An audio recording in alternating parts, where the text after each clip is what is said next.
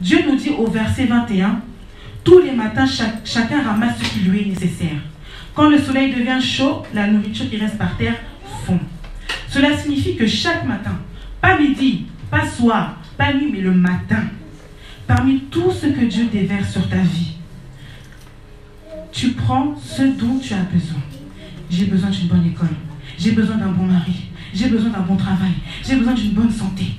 Et tout ce dont tu as besoin.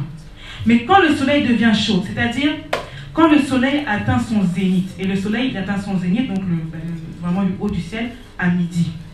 Donc quand il est midi, qu'est-ce qui se passe? Les bénédictions que Dieu a fait pleuvoir sur terre, elles fondent, elles disparaissent. Si tu as pris ce qu'il te fallait, c'est bon. Mais si tu t'es levé en retard, qu'est-ce qui se passe? Amen. Bien-aimé, quand on dit l'avenir appartient à ceux qui se lèvent tôt, ce ne sont pas des paroles en l'air. Amen. Bien-aimé, chaque matin, Dieu prépare tes bénédictions du jour. Penses-tu à les récupérer? Amen. Ou préfères-tu dormir juste à midi? Et quand je dis dormir, ça peut être vraiment dormir, vraiment au lit, dans ton lit, tu dors. Mais ça peut aussi être dans la distraction, dans la paresse.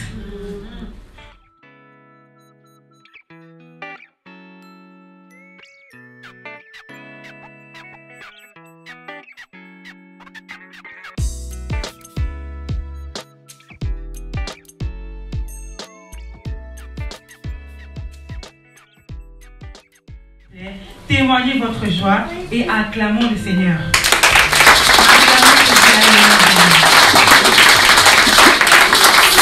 Aujourd'hui, mes bien-aimés, je vais vous parler de l'obéissance. Et je n'avais pas prévu de partager quoi que ce soit, mais lors de ma méditation matinale d'hier, Dieu m'a vraiment beaucoup parlé à travers un passage. Et il m'a montré que je devais le partager à l'église. Amen. Amen. Moi, je suis son enfant. J'obéis à mon Père et j'écoute ce qu'il me dit de faire. Amen. Amen. Donc, le thème de mon partage, c'est l'obéissance vaut mieux que les sacrifices. Et le passage sur lequel nous allons méditer, développer cette réflexion-là, se situe dans Exode 15, du verset 1 à 30.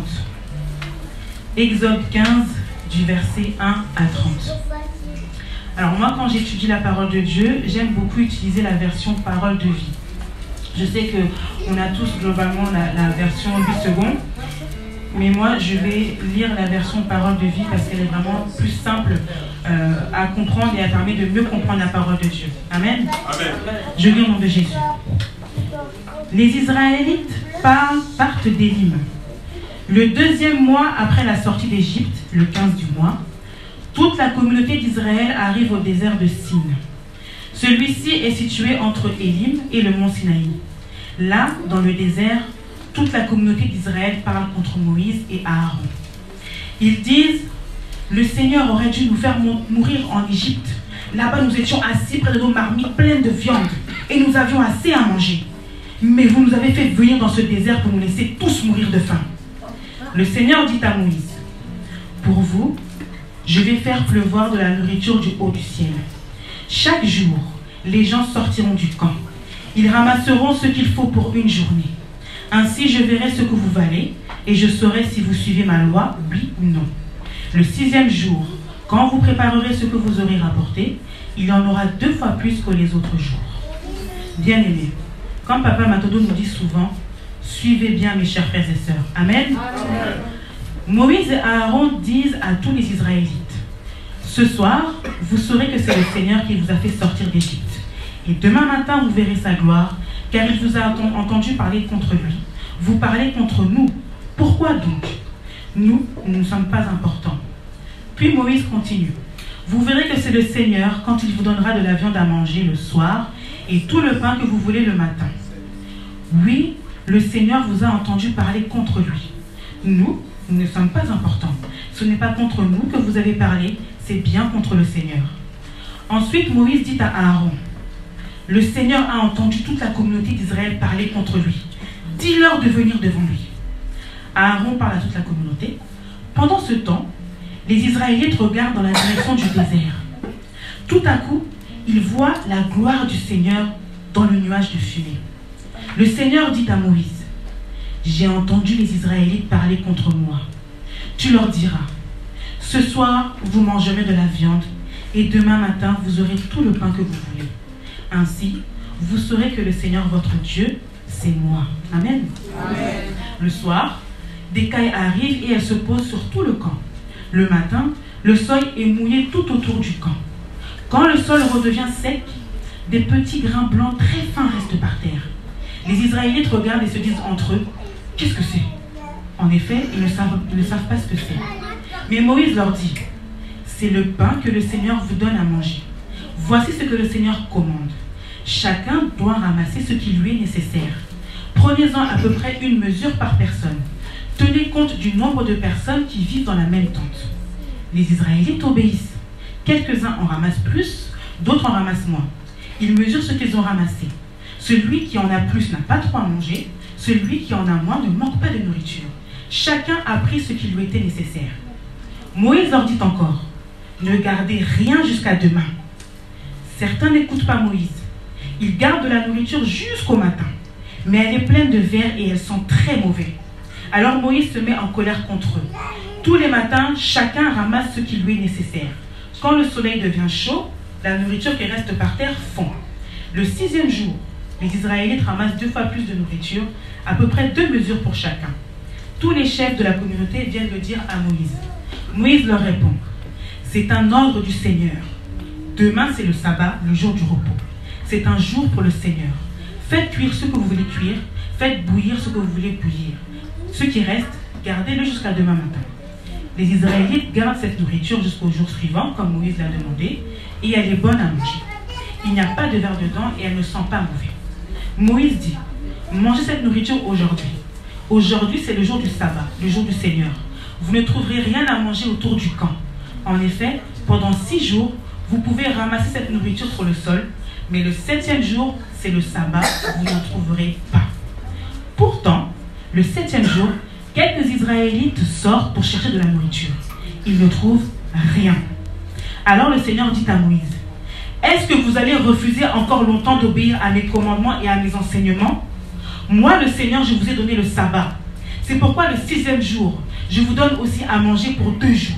Alors le 7e jour, chacun doit rester chez soi. Personne ne doit sortir de chez soi. Ainsi, le peuple d'Israël se repose le 7e jour. Amen. Amen. Acclamons la parole de Dieu.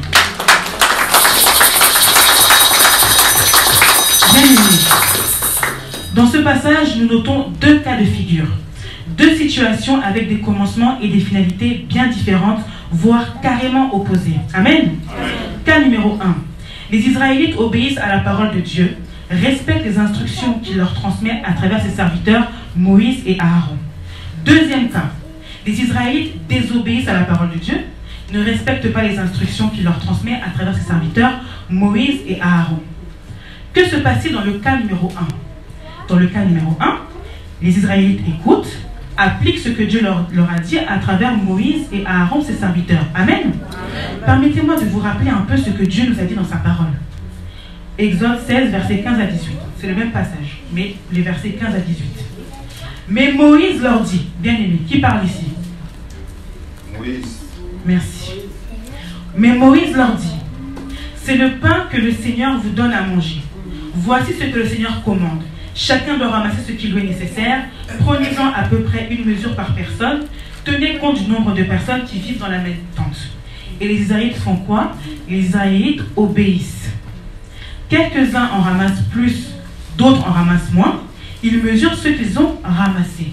Résultat des courses, qu'est-ce qui se passe? Quand les Israélites ont obéi, celui qui en a plus n'a pas trop à manger.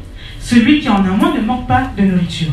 Chacun a pris ce qui lui était nécessaire. Amen. Amen. Bien aimé, là je vais vous poser 2 petites questions et j'attends vraiment votre réponse. Bien aimé, en respectant les consignes de Dieu, est-ce que les Israélites étaient affamés?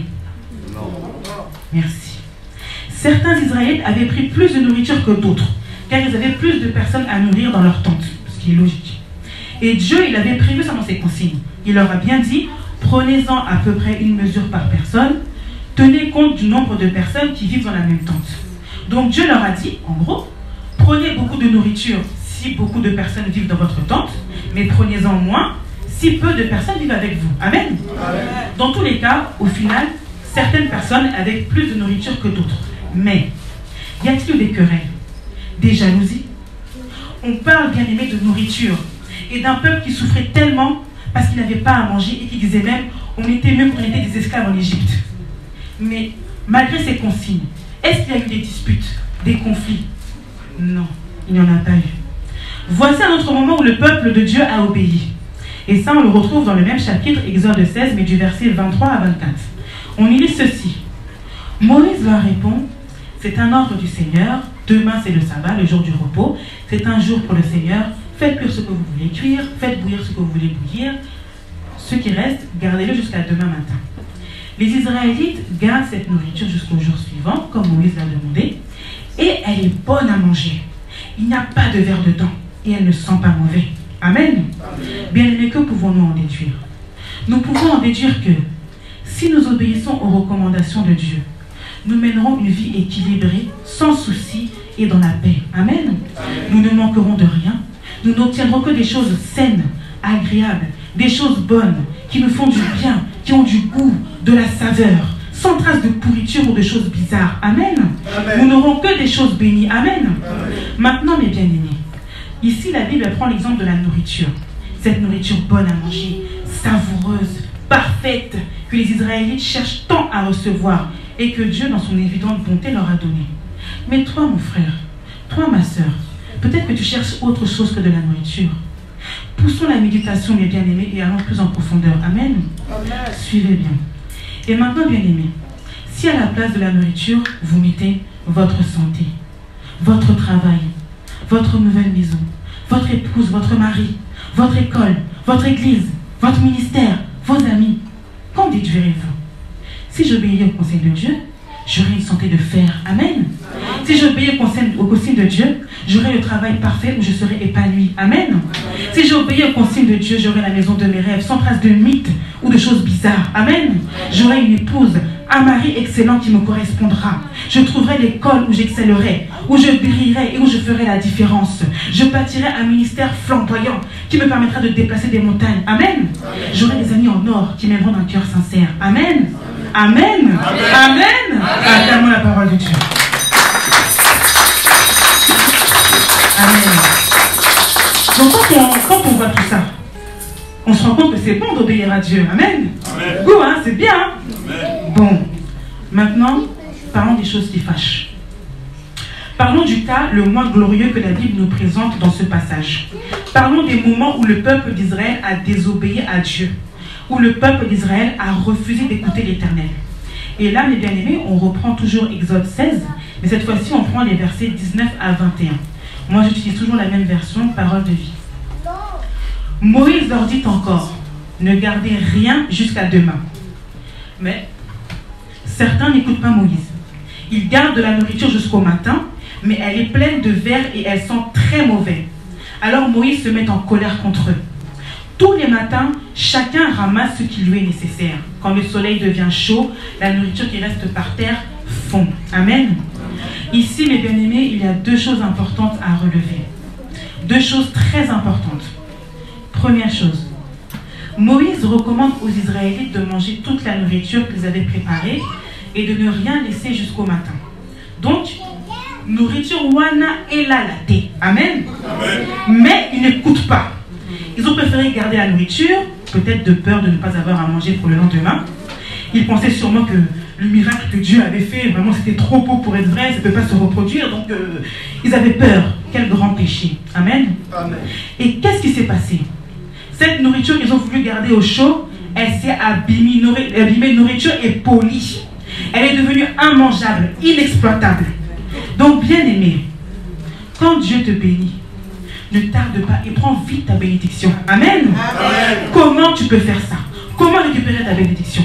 En passant à l'action, en priant, en proclamant et en te laissant guider par le Saint-Esprit. Amen. Amen. Mais si Dieu te dit en plus, c'est maintenant ou jamais, et que toi, au lieu d'agir, de prier, de jeûner, on a midi, et tu te dis, ah, bon, Dieu m'a dit ça, bon, ah, demain, l'obikaka, procrastination. Amen. Et du coup, qu'est-ce qui va se passer? À méditer. Deuxième point à relever, mes bien-aimés. Dieu nous dit au verset 21, « Tous les matins, chacun ramasse ce qui lui est nécessaire. Quand le soleil devient chaud, la nourriture qui reste par terre fond. » Cela signifie que chaque matin, pas midi, pas soir, pas nuit, mais le matin, parmi tout ce que Dieu déverse sur ta vie, tu prends ce dont tu as besoin. J'ai besoin d'une bonne école, j'ai besoin d'un bon mari, j'ai besoin d'un bon travail, j'ai besoin d'une bonne santé. Et tout ce dont tu as besoin. Mais quand le soleil devient chaud, c'est-à-dire quand le soleil atteint son zénith, et le soleil il atteint son zénith, donc vraiment le haut du ciel, à midi. Donc quand il est midi, qu'est-ce qui se passe? Les bénédictions que Dieu a fait pleuvoir sur terre, elles fondent, elles disparaissent. Si tu as pris ce qu'il te fallait, c'est bon. Mais si tu t'es levé en retard, qu'est-ce qui se passe? Amen.